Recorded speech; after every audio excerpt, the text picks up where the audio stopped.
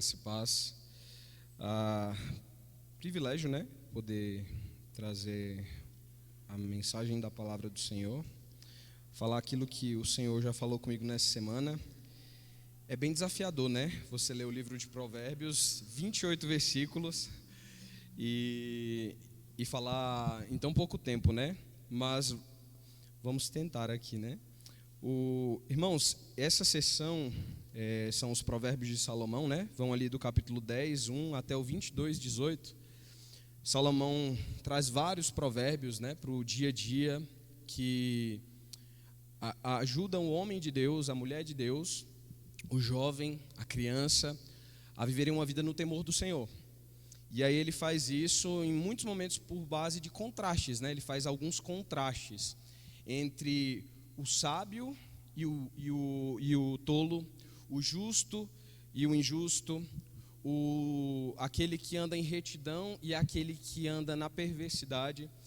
E nesse capítulo 12 de Provérbios, abra sua Bíblia no capítulo 12 de Provérbios, não é diferente, ele faz vários contrastes. Todos os versículos são contrastes que Salomão traz para nós, para que a gente faça uma reflexão. E eu te convido nessa manhã a fazer uma reflexão pormenorizada da sua vida, do seu dia a dia.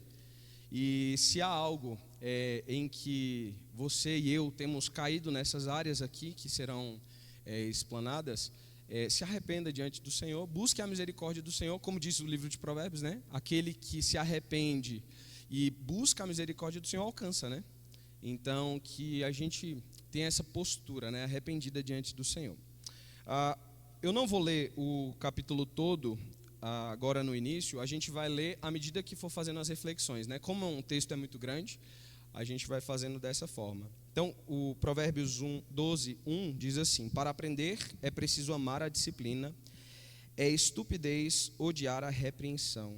E aí aqui a primeira coisa que Salomão nos ensina é que a gente precisa aceitar com bom grado a disciplina. É interessante que ele diz que para aprender é preciso amar a disciplina. Essa semana, fazendo a minha leitura bíblica, né, estou lendo Hebreus, e aí eu caí bem no capítulo que fala sobre a disciplina. Irmãos, aí o autor de Hebreus diz bem assim, que na hora ali, né, a disciplina não é algo agradável, né, mas ela produz bom fruto. E aí aquele que teme ao Senhor, ele precisa saber aceitar a disciplina com bom grado.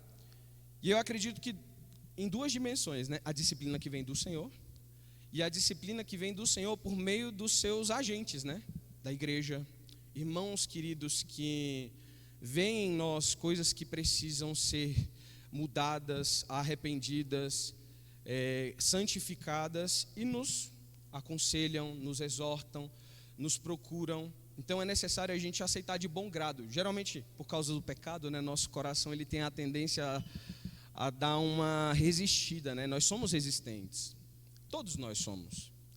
E logo que as pessoas apontam algo, a gente tem aquela tendência de dar uma desculpa, de retrucar, de fugir. E aí cada um tem aí a sua... Geralmente a gente usa todos, né? Todas as artimanhas que o nosso coração pode usar para não ser exortado, a gente usa. Mas o Senhor nos convida a aceitar de bom grado, porque para aprender é preciso não só saber ouvir, mas amar a disciplina.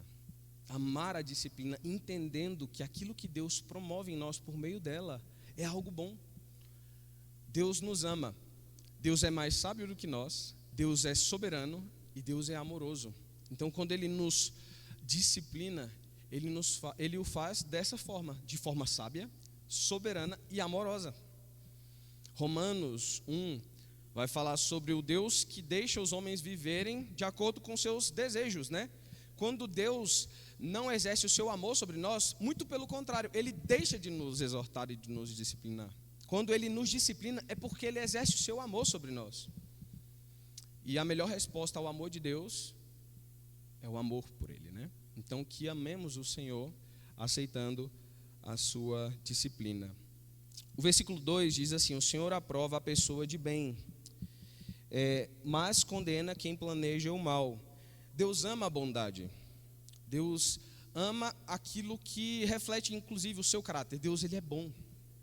E aquilo que representa, reflete, espelha o seu caráter, Deus ama. E aqui o texto deixa muito claro, né? O Senhor aprova a pessoa de bem, mas condena quem planeja o mal. Então, é difícil a gente reconhecer esse tipo de coisa, né? Maldade. Maldade não é uma coisa para cristãos, né? Não é verdade? Maldade não é uma coisa de cristão. Maldade é uma coisa de anticristão, de ímpio. A gente usa essas palavras difíceis, né? Ímpio, pecador. E é para esse tipo de pessoa. Mas nós não somos pecadores que foram redimidos pela graça. E a maldade, por vezes, também vem no nosso coração. E é preciso reconhecermos essas coisas, reconhecermos esses traços do pecado que toda hora quer ressaltar, né? Nós estamos num processo de santificação progressiva. O Senhor nos salvou. E essa salvação, ela é tanto um selo que nós recebemos de que não somos mais condenados, mas também é um processo em que fomos iniciados de purificação, de santificação. O Senhor está nos santificando por meio do seu Espírito pela palavra. E essa palavra nos aponta coisas que precisamos abandonar. E a maldade é uma delas. A maldade é uma delas. Lendo um livro da Elise Fitzpatrick, Deus Forte e Pais Fracos, acho que esse é o nome do livro. Ela fala que um dia chegou em casa, estava o irmão mais novo, o filho mais novo em cima do irmão mais velho, dando soco na cara dele. Pá, pá, pá. E a mãe falou assim: meu Deus, meu filho, não faça isso. Não faça isso. Você não pode fazer isso com seu irmão. Você tem que amar o seu irmão. Aí ele falou: mas eu não amo meu irmão, eu odeio meu irmão. Ela falou que nessa hora ela parou, pensou e falou bem assim: o que um pai cristão faria nesse momento? Você tem que amar o seu irmão. Se você não amar o seu irmão, você vai aprender a amar o seu irmão na peia. É assim que funciona? Não é, né? A peia não tira o pecado do coração. Precisa apanhar. É óbvio que precisa. Não estou dizendo isso. Mas a surra não vai redimir esse garoto. Ele não vai amar o irmão porque ele apanhou. Ele precisa de Jesus Cristo. Ele precisa de redenção. Ele precisa de um novo coração. Porque o coração pecaminoso não ama. Ele odeia, ele faz maldade. Esse menino precisa de salvação. E de disciplina física também. Mas é isso, meus irmãos. Maldade. Crianças praticam maldade. Adolescentes praticam maldade. Adultos praticam maldade. Nós não estamos isentos. Nós não paramos de fazer maldade porque nós crescemos, amadurecemos e temos uma idade já avançada e temos, como é que diz, o meio mais moderno, né? Como que é o nome? Maturidade emocional. Nós não estamos num processo de upgrade, irmãos. Nós não estamos vivendo um joguinho de videogame onde a gente vai upando, né? Colocando skills no personagem e ele vai melhorando. Nós estamos num processo de santificação. É diferente de melhoria. Nós estávamos mortos nos nossos delitos e pecados, nos quais andávamos outrora, segundo o curso desse mundo, o príncipe da potestade do ar, que é Satanás. Vivíamos segundo os nossos desejos. O que aconteceu com nós não foi que nós melhoramos, nós fomos libertos, nós somos salvos, nós somos redimidos, nós ganhamos um novo coração. É diferente. Esse menino precisava disso, e nós precisamos disso hoje, agora, nesse momento, saindo daqui, na semana. Provérbios de Salomão, essas frases todas que estão aqui, elas não têm significado algum se estão à parte da graça de Deus. É impossível viver cada um desses versículos aqui à parte da graça que é proclamada no Evangelho. Pela graça sois salvos mediante a fé. Lembram desse versículo, irmãos? Isso não vem de vocês. Isso aqui é impossível ser praticado se não há um novo coração, se não há regeneração. Versículo 3, a perversidade nunca traz estabilidade, mas a raiz dos justos permanece firme. Sem justiça não há raízes. Nós precisamos de uma vida justa, só que essa vida justa também vem pela graça de Jesus Cristo. Ele é o justo justificador. E uma vida de justiça, ela vai criando raízes, né? O versículo 10, Provérbios 10, versículo 25, fala também sobre isso. Olha o que diz lá. As tempestades da vida levam embora o perverso, mas o justo tem um alicerce duradouro. Uma vida pautada na justiça, que vem do Senhor, que é o próprio Deus, é uma vida de raízes profundas. Por mais que as tempestades venham, o justo ele tem as suas raízes bem aprofundadas, né? Versículo 4, uma esposa excelente. Olha o que diz: a mulher virtuosa coroa de honra seu marido, mas a que age vergonhosamente é como câncer em seus ossos. E é interessante, né? Porque essa semana eu estava conversando com uma moça lá do meu trabalho, e a gente falando sobre isso, né? Sobre ela perguntando se a Larissa trabalhava. Aí eu falei: não, minha esposa ela optou pelo lar. Ela falou: pelo lar? Ela não trabalha? Não, foi depois que a Heloísa nasceu, né?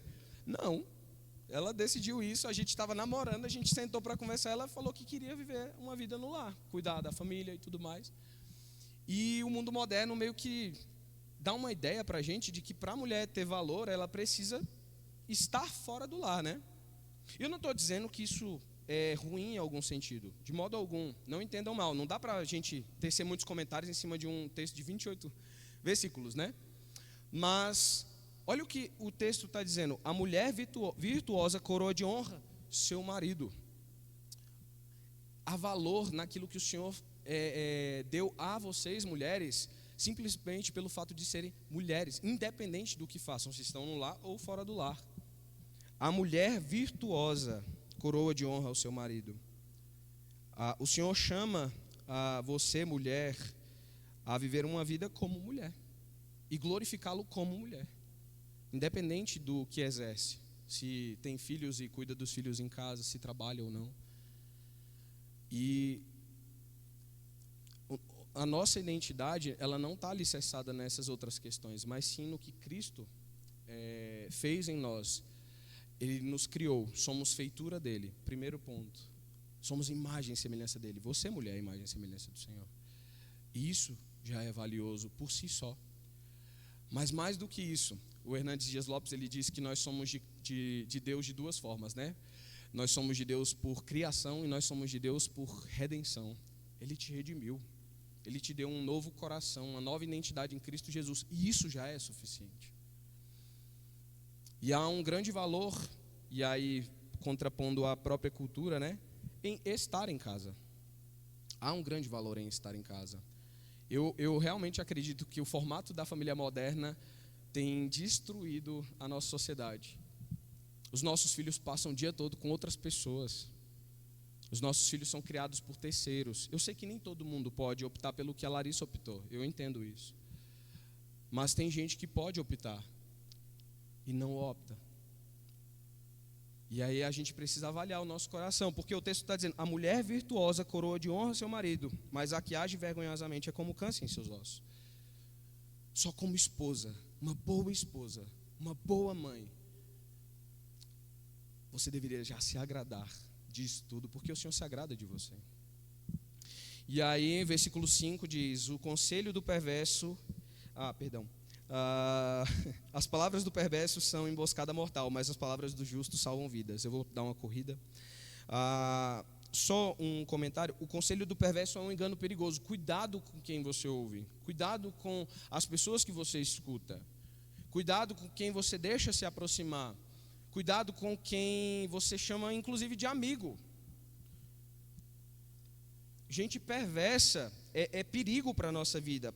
As palavras do perverso são emboscada mortal. Olha o que diz o versículo. Cuidado, cuidado mesmo.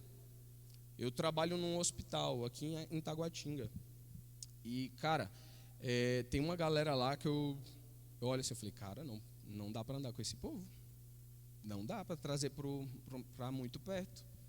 É perigo. Cuidado. Sabe aquela: mas eu sou forte. Sabe? Aquela assim: não, mas eu tenho a cabeça bem formada. Já ouviu essa história? Eu tenho a cabeça bem formada. Não se engane. Não é o que diz lá em 1 Coríntios? Não se engane.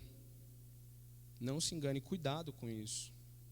Cuidado com as palavras que você permite entrar na sua mente e no seu coração. Versículo 7, os perversos morrem e desaparecem, mas a família dos justos permanece firme. A casa do justo, firmeza na tempestade. Se nós queremos, e aí trazendo inclusive para nós como homens, se nós queremos que a nossa família seja uma casa sólida, firme, isso não vai acontecer somente pelo nosso trabalho, porque a gente trabalha muito. Alguns homens têm essa tendência, né, de achar que a redenção da sua família está no seu trabalhar, né? E não está em Jesus Cristo. E aí, o que acontece se a gente não tiver mais saúde? Acabou, né? Eu sempre gosto de evangelizar o pessoal do trabalho com essa frase, né? O pessoal fala bem assim, quero passar num concurso, né? Porque concurso vai trazer segurança. Eu falei, que segurança? Não existe verdadeira segurança nesse mundo. Não existe. A morte é um atestado disso. O fato de que todos morreremos é um atestado de que não há verdadeira segurança no viver em si. Há verdadeira segurança em Cristo Jesus, que diz bem assim, aquele que crê em mim, ainda que morra, viverá. É isso, essa é a verdadeira segurança. E aí, nós encontramos seguranças em vivermos uma vida justa por meio daquilo que Cristo faz em nós. Essa é a segurança do nosso lar. Seria legal, né, irmãos, no final da vida, assim como o Tiago, né? Tiago foi considerado o justo. Tiago, no final da sua vida, ganhou um adjetivo, o justo. E aí, no final da nossa vida, os nossos filhos olharem para nós e, ao invés de pontuarem, meu pai trabalhou muito por nós, e assim, isso é bom. Mas não só isso, mas meu pai era um homem justo. Meu pai era um homem amoroso. Meu pai era um homem bondoso. Meu pai era um homem santo. A perversidade não passava perto da sua boca. Esses são os adjetivos. Não, foi bom estar com meu pai. Eu quase não via ele, porque ele trabalhava muito para a gente ter uma vida boa. Não é no muito ter que nós vamos trazer segurança para o nosso lar, mas é numa vida justa. Numa vida pautada na justiça do Senhor. Versículo 8. O sensato recebe elogios, mas o perverso de coração é desprezado. Mente lúcida, honra certa. Se nós queremos ser honrados, precisamos ser homens e mulheres de lucidez, crianças, jovens e adolescentes com uma mente lúcida. Versículo 9 diz assim, é melhor ser uma pessoa simples e ter quem a ajude, que aparentar ser quem não é e não ter o que comer. Nós vivemos na era do digital, né? Uma postagem. Eu trabalho com isso, trabalho com marketing hoje. E o tempo todo, postagem, né? Marketing. E é muito fácil a gente ter uma postura mentirosa, né? Querer construir algo para que as pessoas vejam, mas internamente, aqui dentro, as coisas serem completamente diferentes. E aí o texto está dizendo para nós, aqui no versículo 9, que o hipócrita com suas palavras, é melhor ser uma pessoa simples e ter quem ajude. A humildade, ela traz benefícios para nós. Ter uma postura humilde, uma vida real, ela traz benefícios. É óbvio que quando a gente tem uma vida aparente, né, também pode trazer algumas pedras, né? É óbvio, normal. Mas é melhor ter uma vida assim, onde a gente pode contar com as pessoas, do que uma vida soberba, uma vida mascarada. Uma vez, logo que a Larissa estava grávida da Heloísa, a gente recebeu um conselho da Gisele, lá que era a educadora da Asa Norte. E a gente, no período da gravidez, todo mundo chega para dar um conselho, né? E a gente fica meio chateado às vezes, né? Porque, toma isso, faz aquilo. E a gente realmente fica chateado com algumas coisas, né? E aí a gente já estava assim, meio cheio disso, né? E aí essa irmã, ela falou bem assim, Christian, não liga para essas coisas, porque essas pessoas que chegam para falar tudo isso, não afasta elas, né? Ele falou assim, não afasta elas, a gente que é pai, sai daqui, a gente sabe o que faz, né? E aí ela falou bem assim, não afasta, porque na hora da dificuldade essas pessoas vão estar lá, elas que vão te ajudar. E aí, rapaz, a gente começou a pensar assim, né? E parou, né? Com essa frescura, né? E começou a ouvir, a ser aconselhado. E muitas coisas foram valiosas para nós. Algumas não, a gente descartava, achava que não era interessante. Mas quantas dessas pessoas que chegavam para falar, depois, em momentos de dificuldade, foram benefício para a nossa vida. Foram cuidado para a nossa casa, cuidado para o nosso coração. Versículo 10 diz: a cidade inteira comemora, eu estou lendo o de cá. O justo cuida de seus animais, mas os perversos são sempre cruéis. A verdadeira espiritualidade, ela se expressa em todas as áreas e dimensões da nossa vida. No relacionamento com o Senhor, no relacionamento com o nosso semelhante e no relacionamento com a criação. Nós temos esses 3 mandatos. Fomos chamados por Deus a um relacionamento com Ele, um relacionamento com o nosso próximo, mas a um relacionamento com a criação. Adão, ele foi chamado a lavrar o solo, a cuidar da criação. E aqui é bem claro, né? O justo, ele cuida dos seus animais, mas o perverso não. Versículo 11: quem trabalha com dedicação tem fartura de alimento, quem corre atrás de fantasias não tem juízo. Trabalho é a fonte da riqueza, segundo Provérbios aqui, né? Então trabalhe, se empenhe, não viva pelo trabalho, viva pelo Senhor. O trabalho é uma forma de honrarmos ao nosso Deus. E só isso, e só isso. Quem sustenta de fato a nossa vida é o próprio Senhor. Versículo 12: os ladrões invejam o despojo uns dos outros, mas os justos estão bem arraigados e florescem. A cobiça é o caminho para o fracasso, irmãos. Sejamos gratos e tenhamos um coração contente com aquilo que o Senhor tem nos dado. Versículo 13: o perverso é apanhado na armadilha das próprias palavras, mas o justo escapa dessa aflição. É isso mesmo, né? 13. Eu anotei errado. O perverso é apanhado na armadilha das próprias palavras, mas o justo escapa dessa aflição. A língua, irmãos, é uma armadilha perigosa. Cuidado com a língua. Cuidado com as palavras que você profere. Pense antes de falar. Tiago já falou sobre a língua, né? A língua é perigosa, é ardilosa. Com a língua, famílias são destruídas, cidades são destruídas, problemas são causados, gerações inteiras são marcadas. Pense no conselho que o filho de Davi pegou.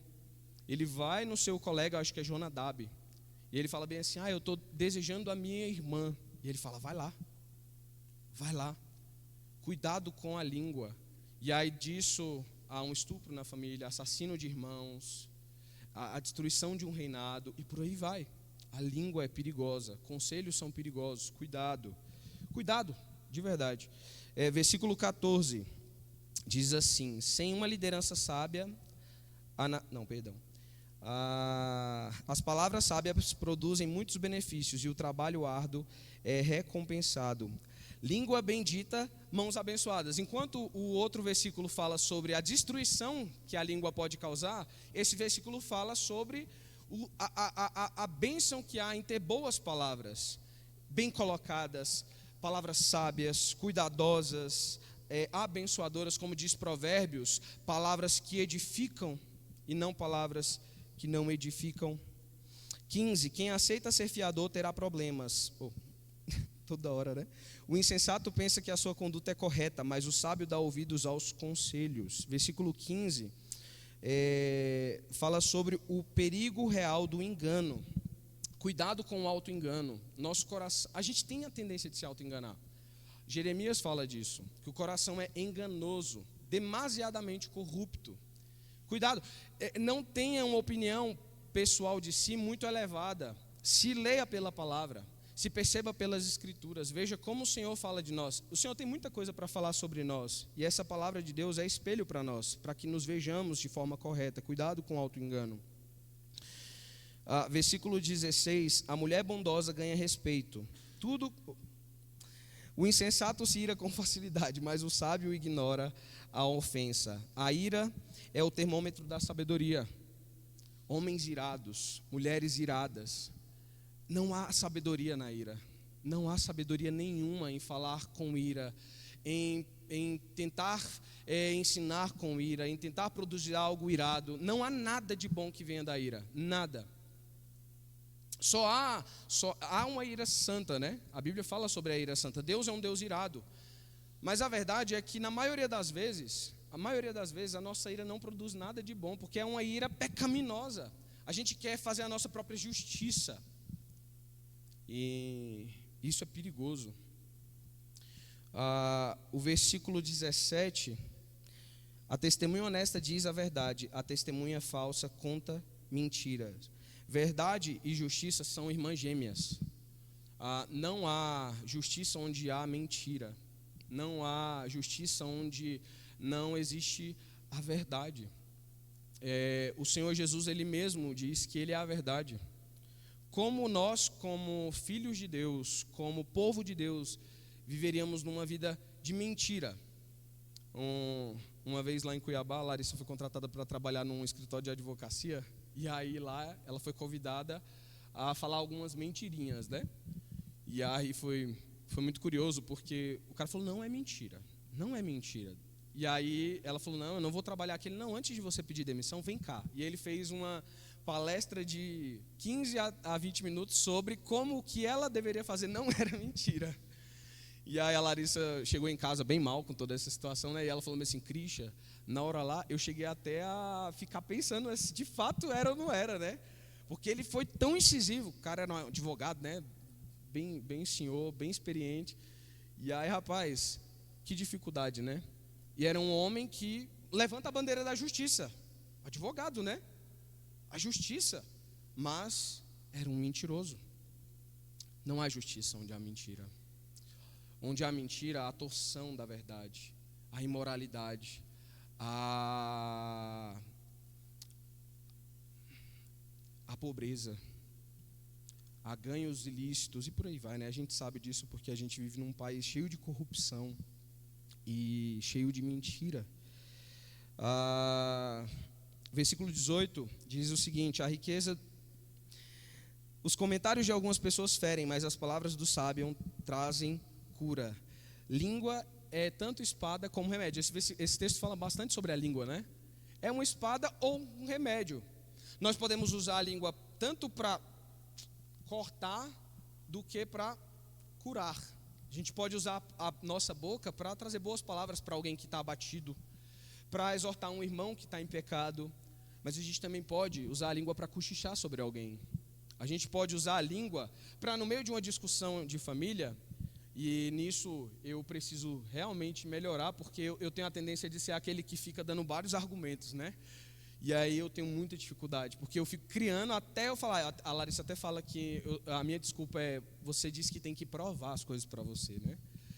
E aí a gente usa para ganhar discussões. E quando a gente está mais interessado em ganhar a discussão do que em manter o nosso relacionamento, parece que tem algo errado, né? Está mais interessado em humilhar o filho do que em corrigi-lo de fato. E aí o filho às vezes nos envergonha, e envergonha mesmo, né? A criança faz essas coisas. E às vezes a gente repreende o menino por causa da vergonha que a gente passou e não para corrigir a criança. Olha aí, a língua pode ser letal, pode ser uma espada, mas pode curar. Uma pessoa que perdeu alguém pode ser consolada. E por aí vai. Versículo 19. Palavras verdadeiras resistem à prova do tempo, mas as mentiras logo ficam evidentes. Mentira tem perna curta. Já ouviram essa frase? Mas a verdade tem perna longa. E essa é a verdade. É a verdade. A mentira ela sempre vai ser descoberta. Pode não ser aqui. Mas o Senhor, nada fica encoberto diante dos olhos do Senhor. Ele tudo vê. Ele sonda os corações. E não adianta mentirmos. Não adianta. Vivemos uma vida falsa diante do Senhor. Ele nos vê, irmãos. Lembram de Agar? Agar, quando está no deserto, e aí qual é o nome que ela dá para o Senhor? O Deus que tudo vê. O Deus que vê ela dentro do seu sofrimento. Não está dentro desse contexto, mas se aplica. Sozinha num deserto, sem ninguém olhando por ela, mas Deus a viu. E Deus nos vê, não só nesses momentos, mas nos nossos momentos de queda. Ele nos vê. E melhor do que viver e persistir no erro, é se arrepender, porque Ele continua vendo. Não adianta, não fugiremos do Senhor, nunca fugiremos. 20, os perversos de coração, o engano enche o coração dos que tramam mal. A alegria enche o coração dos que promovem a paz. Ações revelam o coração. Meus irmãos, o que nós fazemos revela o nosso coração. Jesus já falou sobre isso, né? Ele falou que é do coração que procedem. E é do coração. Então, se nós falamos determinada coisa ou fazemos determinada coisa, isso revela o nosso coração. Não adianta. É mais profundo do que a gente pensa. Eu vou correr aqui, irmãos, porque eu já passei do meu tempo. 21, nenhum mal vem sobre o justo, mas os perversos enfrentam todo tipo de dificuldade. Ser justo é uma grande recompensa. O fato de ser justo já é uma grande recompensa. Isso significa que estamos no Senhor. E se estamos no Senhor, ainda que o derredor seja um derredor de injustiça, onde a verdade não é mostrada, nós sabemos que estamos no Senhor, sejamos justos. 22, os lábios mentirosos são detestáveis para o Senhor, mas os que dizem a verdade lhe trazem alegria. De duas uma, ou nós somos abominação, ou nós agradamos ao Senhor. E aí, meus irmãos, nós podemos tanto agradar ao Senhor, como ser detestáveis diante do Senhor. Que sejamos agradáveis diante do Senhor, por meio daquilo que vivemos, falamos e pensamos. 23, o sábio se gaba do seu conhecimento, mas os tolos mostram a todos sua insensatez. Cuidado com o que fala de você. Cuidado com essa postura de se gabar, né, de se ressaltar. Cuidado, nós vivemos para evidenciar o nosso Senhor. Lupriolo diz que até quando nós contamos um testemunho, deve ser para evidenciar aquilo que Deus faz e não aquilo que nós fazemos na situação. Que os feitos de Cristo se mostrem em nós e não o contrário. Não somos ninguém, irmãos. A verdade é essa. Se não fosse a misericórdia do Senhor sobre as nossas vidas, quem seríamos?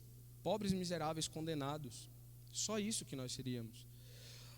Versículo 24, quem trabalha com dedicação chega a ser líder, mas o preguiçoso se torna escravo. A dedicação é valiosa, se dedique. Ontem estava falando sobre isso com a minha filha, a gente estava lendo um livrinho, e aí falava uma história sobre isso, não vou contar porque não dá tempo, mas eu falei para ela sobre se dedicar, né? Que às vezes ela falava assim, pai, eu quero um teclado. Aí comprei um teclado para ela, largou o teclado. Aí ela queria uma flauta, comprei a flauta, aí largou a flauta. Aí ela ontem, eu quero ser cientista, pai. Eu falei, então se dedique. Se dedique. Qual foi a última experiência que você fez? Não lembro. Uai, por que você não lembra? Se dedique. Se dedique, vale a pena, né? Isso traz benefícios para a nossa vida. E aqui, inclusive, ele fala para a vida profissional, né? A preocupação deprime a pessoa, mas uma palavra de incentivo a anima. E, de novo, falando sobre a língua. O foco é o coração, né? O coração alegre, ele tem uma perspectiva diferente da vida. Por mais que as provações venham, se nós temos o coração grato no Senhor, seremos contentes. Versículo 26, o justo dá bons conselhos aos seus amigos, mas os perversos os desencaminham. Nós temos dois padrões e dois resultados, ou nós andamos em justiça ou andamos em perversidade. E aí sempre há esses dois padrões e sempre há dois caminhos. O caminho de justiça leva a uma vida que agrada ao Senhor. O caminho de perversidade é uma vida que desagrada ao Senhor. Como diz o Salmo 1, nós precisamos viver diante do Senhor, no temor do Senhor. Para ter esses padrões de vida, nós precisamos temer ao Senhor. O preguiçoso nem mesmo cozinha o animal que caçou, mas o que trabalha com dedicação valoriza tudo que possui. Investir é valorizar. Se nós não investimos em algo, nós não damos valor. Não há valor naquilo que nós não construímos, né? E aqui o preguiçoso, ele não gosta de construir nada, ele gosta de se aproveitar do que é dos outros, né? Mas aquele que trabalha, ele valoriza aquilo que ele tem. E como cristãos mais ainda, porque nós sabemos que isso vem da mão do Senhor. Isso vem daquele que todas as coisas nos dá como dádivas de sua boa mão. E por último, versículo 28, o caminho dos justos conduz à vida. É uma estrada que não leva à morte. Justiça é o caminho da vida. Jesus é o justo justificador. Ele nos justifica. E não há possibilidade de nós vivermos uma vida de justiça se não estamos em Jesus. Ele é o único que pode nos salvar, nos santificar e um dia nos glorificará para uma vida plena na sua presença. Um dia viveremos todos esses aspectos aqui. É muito rápido, né? Eu sei. Mas enquanto não vivemos, a nossa esperança é que o Senhor, Ele começou uma boa obra em nós e Ele completará essa boa obra. E à medida que nós vamos percebendo essas falhas no caminho, nós precisamos rogar a esse Senhor misericórdia e graça para que vivamos uma vida justa, santa e perfeita diante dEle. Vamos orar mais uma vez? Senhor, tem misericórdia de nós, Pai. Nós te pedimos que o Teu Espírito, que tudo sonda, tudo conhece, sonde o nosso coração, Senhor, e revele as áreas que aqui foram mencionadas em que precisamos de arrependimento, Senhor. Que ao olhar para o contraste da vida do ímpio e do santo, do tolo e do sábio, a gente possa, Senhor, avaliar a nossa trajetória, a nossa vida, os nossos dias, os nossos pensamentos, os nossos sentimentos, os nossos desejos. E assim, Senhor, nos arrependemos diante de um Deus que é tão amoroso e tão bondoso e que nos perdoa, Senhor, e nos purifica de toda a iniquidade, Senhor. Ajuda-nos, ó Deus, a nesse mundo vivermos uma vida de justiça, Senhor, de verdade e de santidade, Senhor. Nós te pedimos isso no nome de Jesus Cristo. Amém e amém. Amém, meus irmãos. Nós temos então agora 10 minutos, tá bom? E aí nós podemos nos encaminhar para as nossas salas, nossas classes aí. 10 minutos, todos convidados aqui para o nosso coffee break aqui ao lado.